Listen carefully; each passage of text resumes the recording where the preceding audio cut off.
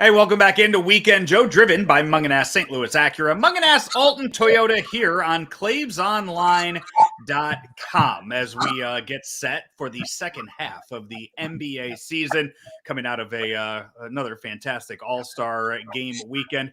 I thought we should reach out to NBA.com's Steve Aschburner and talk things over about what to expect for the final few months. Steve, how are you? I'm doing fine, Joe. I had a little wrist surgery yesterday, so I've got a soft cast on for about a week. So I'm sort of in tune with a lot of the players in the league and their injuries. You waited till the break to go get yourself worked on, and any kind of bumps and bruises from the first half, you got fixed up, right? Yeah, bumps and bruises from like 4 decades of doing this stuff, So I think my wrist paid a price. I actually had the same surgery done on the left a few years ago, so I think it is a heavy use kind of a deal. Well, you just came back from Cleveland. You were there for the for All-Star Game weekend. Just before we get into all the festivities and everything that happened there, the NBA does it so right when it comes to All-Star Game weekend. Just a few weeks ago, all the complaints about the NFL Pro Bowl and the NHL All-Star Game, the NBA just they have it down to a science, don't they? Well, within limits. I mean, All-Star games are, they've become, I think, disappointing to fans in terms of the competitive level. I mean, I remember certainly baseball All-Star games growing up where they seemed like real games and players would stick around for a while. Pitchers would pitch, 3 innings. You'd still have great players on the field, in the 9th inning of a game. And, nowadays it's sort of like get in, get out, get home. And with the NBA, they've done what they can. They've changed the format. They've changed the way the teams are picked. They've done things to try to boost the level of competition. It's, I don't think it's a great advertisement for the product that is so dedicated to defensive play to then put on this showcase game where defense might matter for the last couple of minutes. I think that's still something they need to solve. On the other hand, when you see Steph Curry now, I get it. You would contest more of his shots more aggressively, but he's still got to make them from distance. And it's not like several years back where they let Anthony Davis go unimpeded at the rim to break a scoring record. So, it's great pageantry. You get to see, the most popular players by and large. I know there are different philosophies on who should be an all-star. Is it a great one half of a year? But by and large, it's the people's game. And by the time we get to All-Star Game on Sunday evening, we've had so much already. It's like, overdoing it on the breadbasket before your meal comes.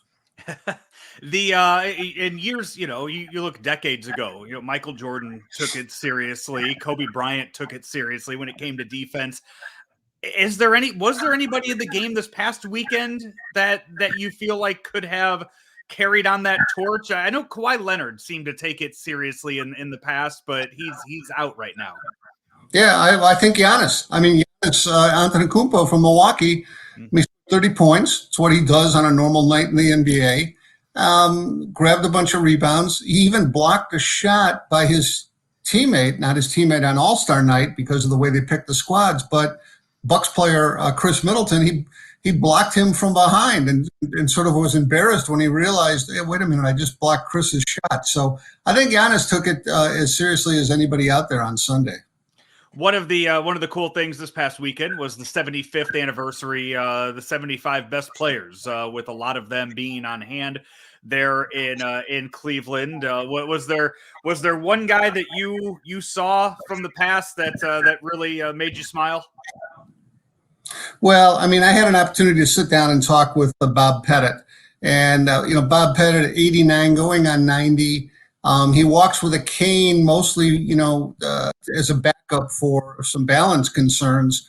But I mean, he's been fit. He has stayed slim.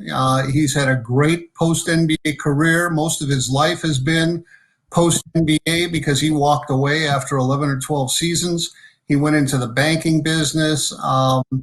just a class gentleman, start to finish, and largely forgotten. He played for the St. Louis Hawks, which that franchise moved to Atlanta. St. Louis doesn't have any real NBA heritage other than that. But Bob Pettitt averaged over 16 rebounds a game, and I'm not sure how many, 20-some points per game for his entire career. He was an all-star every year. He got a ring by going right into the teeth of the Russell Celtics.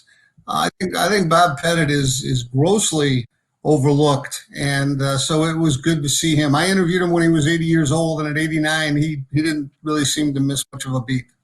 Yeah, I think for a lot of our older listeners here in St. Louis, Bob Pettit's a name that I think would make a lot of people smile if they're watching or listening to this.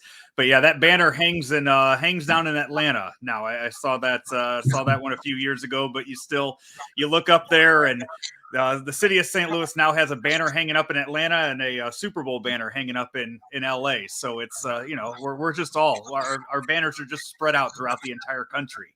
Yeah, that's a little tough. Are there any Cardinal banners in Arizona from that football team? No, they didn't win anything. Banners, I don't think.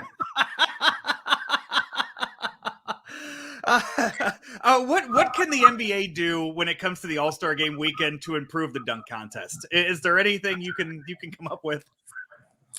I don't know. I mean, I think we've seen, basically due to the laws of physics, sort of a ceiling on what these guys can do. I mean, if you start to gimmick it up with mini tramps and stuff, I mean, that loses luster.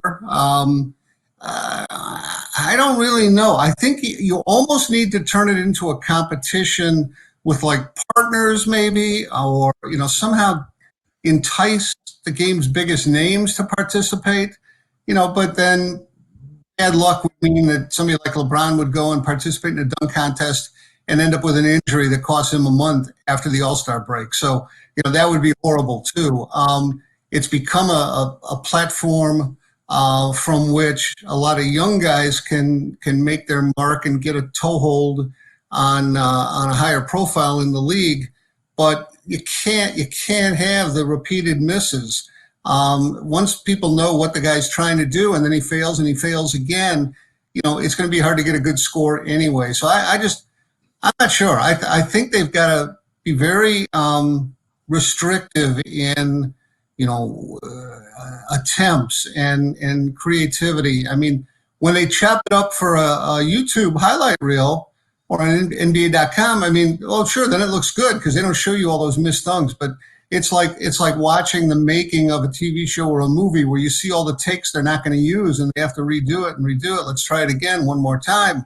And for an audience, that's a tough sell. And that audience, unfortunately, is both live and watching globally via television. So maybe they need to do the dunk contest in a studio and then take only the successful dunks and then play it on a scoreboard in the arena and on your TVs. And you think, wow, everybody was great every time. We don't see all the stuff on the cutting room floor. We are recording this in the afternoon, Thursday afternoon. So the NBA will get started again Thursday night with a few games on the schedule to kick off the second half of the season. How many teams right now would you give, I guess, a shot at winning the championship as we sit here right now, February 24th? Well, maybe as an outside number, 8 or 9.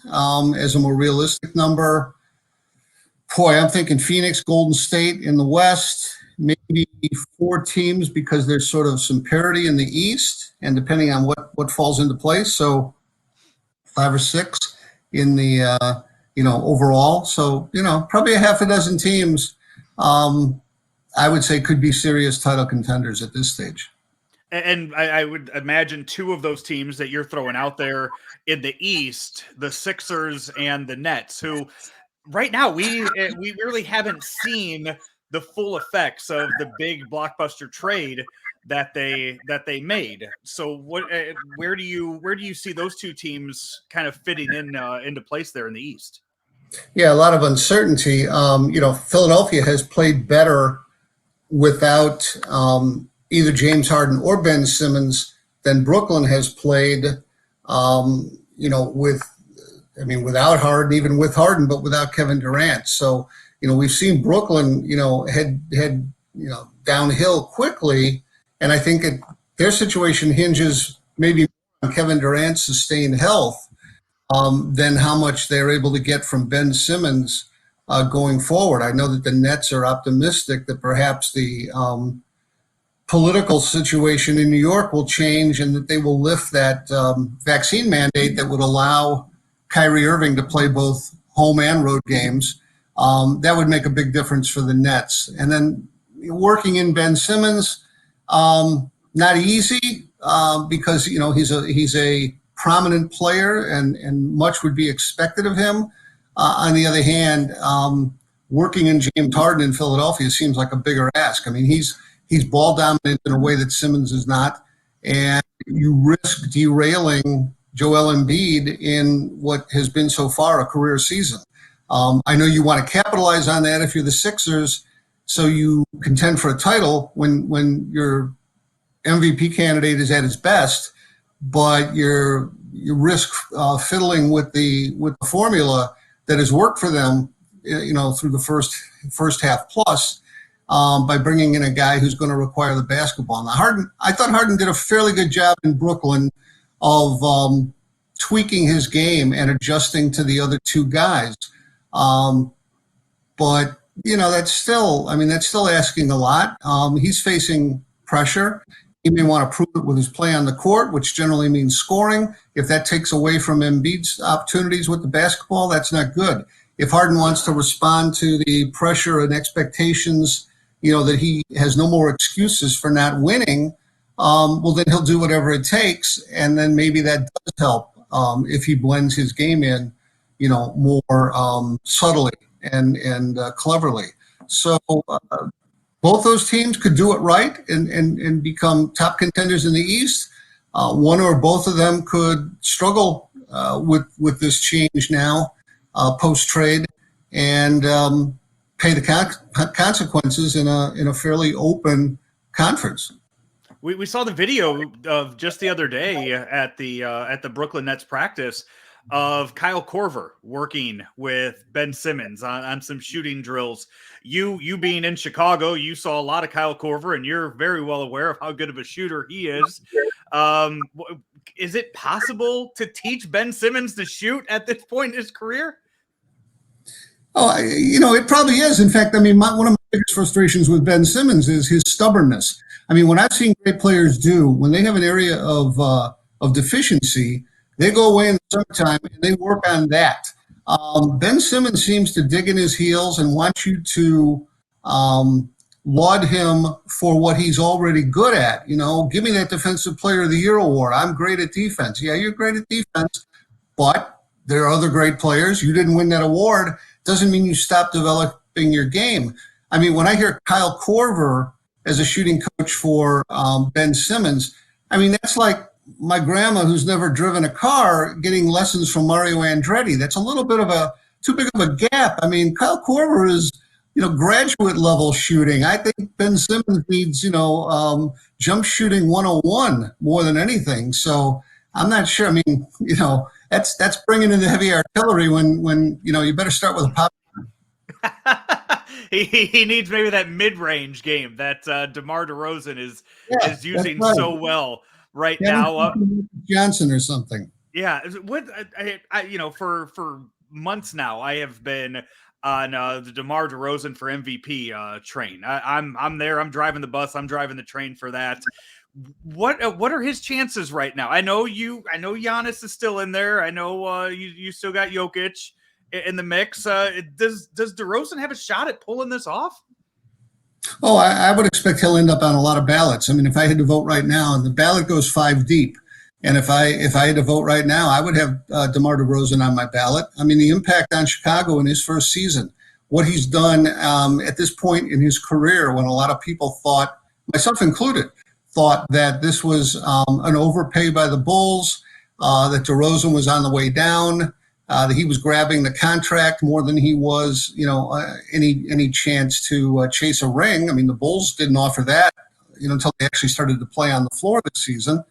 And, but so that's pretty impressive, the season he's had and the impact he's had on that team. I think that while there were other changes with the Bulls, his is the biggest. He's the leader, and that has trickled down to a lot of the other guys on that squad. So totally legit. I mean, I don't know who to those five. If you go in some order with Embiid, Jokic, Giannis, Chris Paul, I guess maybe Steph, although they've dropped off a little bit lately, and his performance it doesn't rank with his MVP best. And DeRozan, after those six, I'm not sure, who you really start throwing on that ballot. I mean, John Morant might get some votes, but I think it drops off fairly quickly at that point.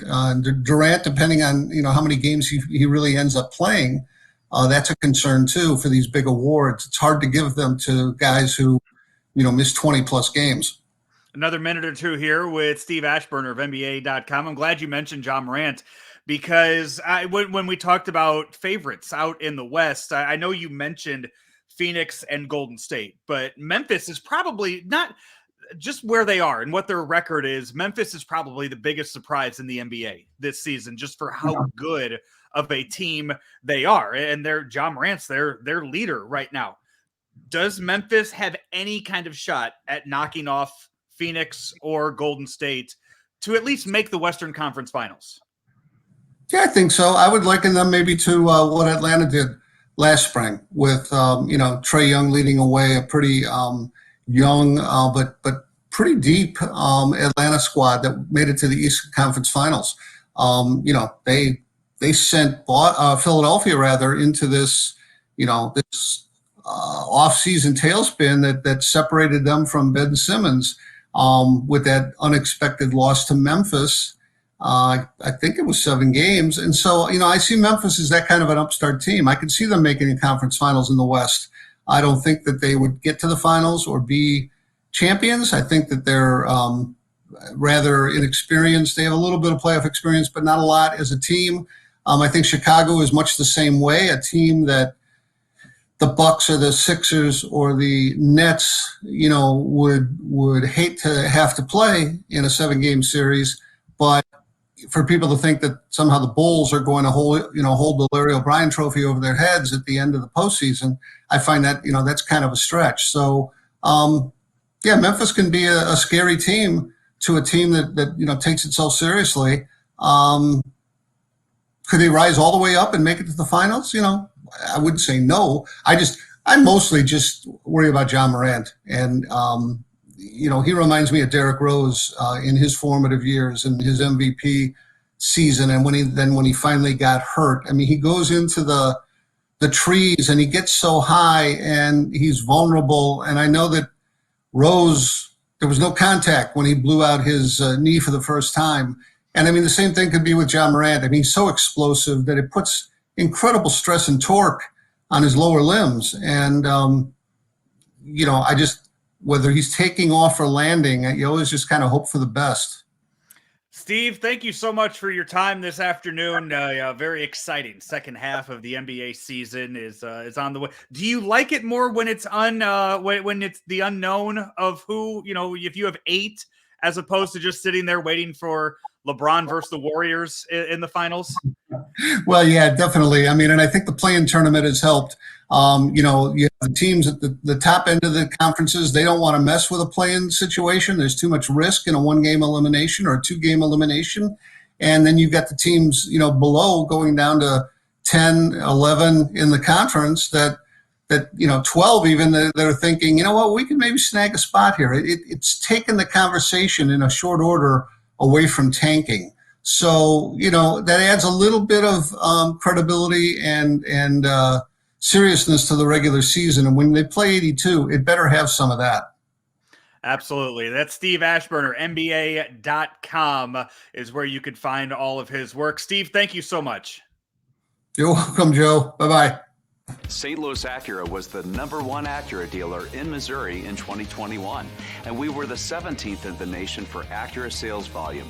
We sell over 100 pre-owned vehicles monthly, and we service all of the makes and models that we sell. We are waiting for verification of our 30th Acura Precision Team Award, the only dealer in the nation with so many awards for customer satisfaction and dealership performance. We have 300 pre-owned vehicles in stock right now. St. Louis Acura, better than ever for you.